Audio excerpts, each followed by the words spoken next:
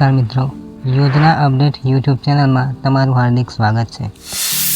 મિત્રો, આજના આ વિડીયોમાં આપણે ગુજરાત સરકારની એક અત્યંત ઉપયોગી યોજના વિશે જાણીશું, જે ખાસ કરીને મહિલાઓને આર્થિક રીતે આત્મનિર્ભર બનાવવા માટે અમલમાં મૂકવામાં આવી છે। જો તમે પણ કોઈ નાનો મોટો વ્યવસાય શરૂ કરવા માંગો છો તો આ વિડીયો તમારા માટે ખૂબ જ ઉપયોગી છે, એટલે વિડીયોને છેલ્લે સુધી જોજો અને ચેનલ પર નવા આવ્યા હોય તો સબસ્ક્રાઈબ કરી લેજો।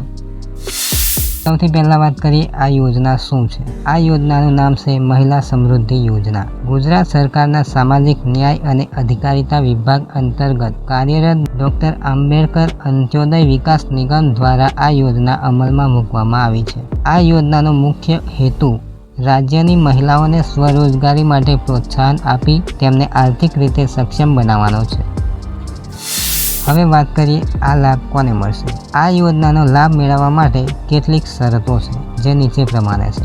પહેલું, ગુજરાતના અનુસૂચિત જાતિ પૈકીની અંત્યોદય જાતિની મહિલા હોવી જોઈએ। બીજું, અરજદારના કુટુંબની વાર્ષિક આવક 3 લાખ રૂપિયાથી ઓછી હોવી જોઈએ। ત્રીજું, મહિલાની ઉંમર 18 વર્ષથી 50 વર્ષની વચ્ચે હોવી જોઈએ। ચોથું, અરજદાર કે પરિવારના સભ્યો સરકારી નોકરીમાં ન હોવા જોઈએ અને અગાઉ કોઈ સરકારી યોજના હેઠળ ધિરાણ લીધેલું ના હોવું જોઈએ। વાત કરીએ મળવાપાત્ર સહાય અને વ્યવસાયોની, તો આ યોજના અંતર્ગત કરિયાણાની દુકાન, દરજીકામ, ભરતકામ, દૂધની ડેરી, પશુપાલન કે બ્યુટી પાર્લર જેવા વ્યવસાયો શરૂ કરવા માટે સહાય મળે છે।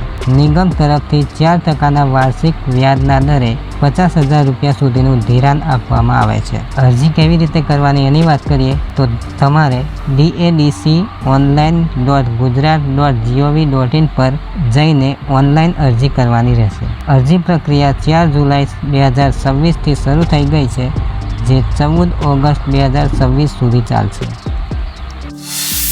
વાત કરીએ જરૂરી દસ્તાવેજોની, તો આ ફોર્મ ભરવા માટે તમારી પાસે નીચે મુજબના ડોક્યુમેન્ટ તૈયાર હોવા જોઈએ। પહેલું, આધાર કાર્ડ, રેશન કાર્ડ અને ચૂંટણી કાર્ડ। બીજું, આવકનો દાખલો અને જાતિનો દાખલો। ત્રીજું, રહેઠાણનો પુરાવો। ચોથું, બેંક પાસબુક અથવા રદ કરેલ ચેક। પાંચમું, જો જરૂર હોય તો BPL કાર્ડ અથવા વિધવા હોવાના કિસ્સામાં પતિના મરણનો દાખલો। છઠ્ઠું, અગાઉથી આ યોજનામાં લાભ ન લીધો હોવાનું બાંહેધરી પત્ર। તો મિત્રો, આ હતી મહિલા સમૃદ્ધિ યોજના વિશેની સંપૂર્ણ માહિતી। આ યોજના મહિલાઓને પોતાનો વ્યવસાય શરૂ કરવામાં ખૂબ જ મદદરૂપ થઈ શકે છે। જો તમને આ માહિતી ઉપયોગી લાગી હોય તો વિડીયોને લાઇક કરો અને શેર કરવાનું ભૂલશો નહીં। નવી સરકારી યોજનાઓની માહિતી માટે અમારી યુટ્યુબ ચેનલ યોજના અપડેટને સબસ્ક્રાઈબ કરો। ધન્યવાદ।